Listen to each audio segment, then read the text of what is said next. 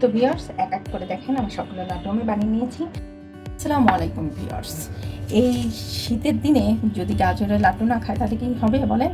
তো গাজর কিন্তু আমাদের সারা বছরই পাওয়া যায়। তো আজকে আমি খুবই শর্টকাট পদ্ধতিতে আপনাদের দারুণ মজার একটা গাজরের লাড্ডু আমি করে দেখিয়ে দিচ্ছি। আর এই লাড্ডুটা কত সহজে করা যায় সেটাই আমি দেখিয়ে দিচ্ছি। আমি এখানে প্রায় 800 গ্রাম গাজর নিয়েছি আর গাজরগুলোকে খুব সুন্দর করে আমি ছুলে নিয়েছিলাম। তো এক এক করে দেখেন আমি সবগুলো গাজর ছোলা হয়ে গেছে। এই যে আমি গাজরের চোচাগুলোকে এখন ফেলে আমি গাজরটাকে পরিষ্কার করে কেটে নিচ্ছি। গ্রেটার মেশিন নিয়ে আমি এই পাশটা দিয়ে গ্রেট করে নিচ্ছি। তো ভিউয়ার্স দেখেন আমি একে এক সবগুলো গাজর আমি গ্রেট করে নিয়েছি। এখন আমি চুলায় চলে যাচ্ছি। চুলায় একটা প্যান নিয়েছি আর প্যানের ভিতরে আমি সয়াবিন তেল দিয়েছি। এখানে 2 টেবিল চামচ সয়াবিন তেল আছে। দিয়ে দিয়েছি 1 টেবিল চামচ পরিমাণে ঘি। আমি একবারে দিব না, কারণ একবারে ঘি দিলে পারা শুরু থেকেই ঘিটার কিন্তু ফ্লেভারটা আস্তে আস্তে নষ্ট হয়ে যায়। এই পর্যায়ে জালটা কিন্তু ফুল স্পিডে থাকবে। লো স্পিডে জাল থাকলে কিন্তু গাজর থেকে পানি বের হয়ে যাবে এবং গাজরটা খুব বেশি সিদ্ধ হয়ে যাবে। তো এই পর্যায়ে আমি জালটাকে একদম হাই স্পিডে দিয়ে দিচ্ছি। আর এখন শুধু ভাজতে হবে আর ভাজতে হবে। যত ভাজা ভালো হবে ততই হচ্ছিল গাজরটা একদম প্রপারলি রান্না হবে।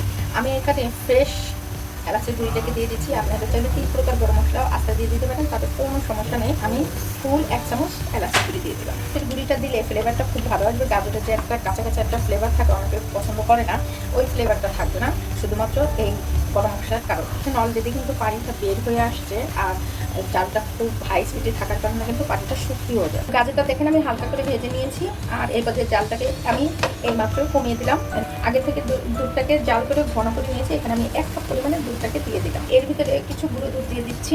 2 চামচ পরিমাণে আমি গুঁড়ো দুধটা দিয়ে দিচ্ছি। আপনারা সেটা গুঁড়ো দুধটা লিকুইড দুধের পরিবর্তে গুঁড়ো দুধটাও কিন্তু গুলিয়ে দিতে পারেন, তাতে কোনো সমস্যা না। এখন আমি লিকুইড দুধ এবং গুঁড়ো দুধ দিয়ে খুব সুন্দর করে গাজরটাকে একদম আবার রান্না করে নেব। আর এই পর্যায়ে গাজরটা যদি একটু কাঁচা থাকে তো এই দুধের কারণে কিন্তু গাজরটা সিদ্ধ হয়ে যাবে। এই পর্যায়ে জালটাকে মোটামুটি পর্যায়ে রাখতে হবে, একদম হাই পর্যায়ে না আবার লো পর্যায়েও। দেখেন দুধটা দেওয়ার সাথে সাথে কালারটা কিন্তু সে জোস একটা কালার আসছে আর খুব সুন্দর একটা ফ্লেভার বের হয়েছে। দেখেন গাজরের ভিতরে যে দুধটা ছিল দুধটা কিন্তু অলরেডি শুকিয়ে যাচ্ছে। আর এই পর্যায়ে আমি এখন এর ভিতরে চিনিটাকে অ্যাড করে দেবো। আমি আগে থেকে চিনিটা অ্যাড করে নিই, কেন চিনি থেকে যে একটা পানি বের হবে এই পানিটার কারণে গাজরের যে একটা কোয়ালিটি থাকে সেই কোয়ালিটিটা নষ্ট হয়ে যাবে। এখানে 1/2 কাপ পরিমাণে চিনি দিয়ে দিচ্ছি। স্বাদ মতো একটু লবণ দিয়ে দিচ্ছি, কারণ মিষ্টি জাতীয় চিনি এসে একটু লবণ দিলে দেখবেন স্বাদটা বেশি বেড়ে যায়। লবণ আর চিনি দিয়ে এই পর্যায়ে খুব ভালো করে নাড়াচাড়া দিতে হবে। এখানে চিনিটা দেওয়ার সাথে সাথে কিন্তু পানিটা ছেড়ে দিতে হবে। কিন্তু জলটা আবার একটু বাড়িয়ে দিতে হবে। পর্যায়ে খুবই ঘন নাড়া দিতে হবে যাতে করে নিচে লেগে না যায়। ওই দিকে খেয়াল রাখতে হবে, নিচে লেগে গেলে কিন্তু আমার লাড্ডুটা সেন্টটা একদম নষ্ট হয়ে যাবে আর খেতে কিন্তু ভালো লাগবে। রসটাও দেখেন কমে গিয়েছে। এখন এই যে দলা পাকিয়ে আসতেছে আস্তে আস্তে করে। এই পর্যায়ে আমি এখন এর ভিতরে আবার ঘি দিয়ে দিব 2 টেবিল চামচ ঘি দিয়ে দিচ্ছি এর ভিতরে। এখন আবার খুব ভালো করে নাড়াচাড়া দিতে হবে। এই পর্যায়ে কিন্তু নাড়া কোনো রকমেরই থামানো যাবে, যত নাড়া যাবে তত ভালো নিচে লেগে যাবে। কিন্তু একটা আঠালো একটা ভাবও চলে আসছে, কিন্তু তার মানে গাজরের লাড্ডুটা প্রায় শেষের দিকে।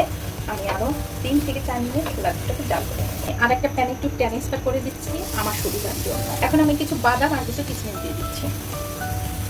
আপনারা চাইলে এটা অ্যাভয়েড করতে পারেন, তাতে কোনো সমস্যা নেই।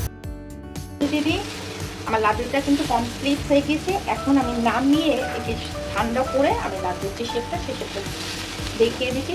গরম অবস্থায় কিন্তু করা যাবে না, তাহলে কিন্তু হাতে শসা পড়ে যেতে পারে।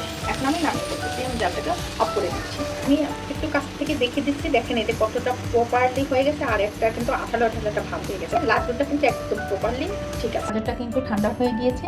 এখন আমি একদম ঠান্ডা নেই, জাস্ট হাতে দেওয়ার মতো সহ্য করার মতো। আমি এখন কিছুটা নিয়ে একদম হাতে নিয়ে লাড্ডু শেপটা দেখিয়ে দিচ্ছি। এই পর্যায়ে আপনারা চাইলে হাতে কিন্তু একটু ঘি মাখিয়ে নিতে পারেন, তাতে কোনো সমস্যা নেই। লাড্ডু কিন্তু আমার অলরেডি হয়ে গেছে। আপনারা চাইলে থেকে ছোটো করতে পারেন, চাইলে থেকে বড় করতে পারেন। এভাবে করে আমি সমস্ত লাড্ডুগুলো বানিয়ে দেখিয়ে দিই।